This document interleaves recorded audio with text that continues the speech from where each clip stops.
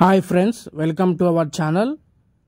ఎలాంటి ఆంక్షలు లేకుండా రైతులకు రుణమాఫీ చేయాలంటూ BRS party working president demand చేశారు.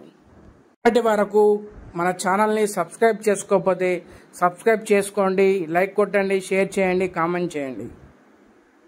BRS party working president KTR గారి ఆదేశాల మేరకు రాష్ట్ర వ్యాప్తంగా ధర్నాకు పిలుపునివ్వడం జరిగింది. ఈ మేరకు అన్ని నియోజకవర్గ కేంద్రాలలో, పట్టణ కేంద్రాలలో, మండల కేంద్రాలలో బీఆర్ఎస్ పార్టీ మాజీ ఎమ్మెల్యేలు, పార్టీ నాయకులు ధర్నా చేయడం జరిగింది.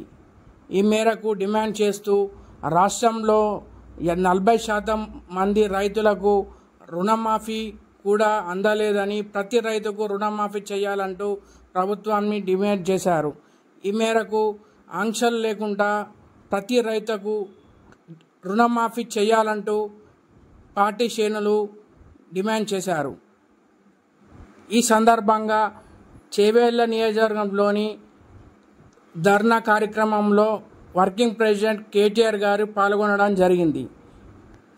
ఈ మేరకు కేటీఆర్ గారు మాట్లాడుతూ రాష్ట్రంలో ఎలాంటి ఆంక్షలు లేకుండా ప్రతి రైతులకు 2 లక్షల రుణమాఫీ చేయాలంటూ కేటీఆర్ గారు డిమాండ్ చేశారు.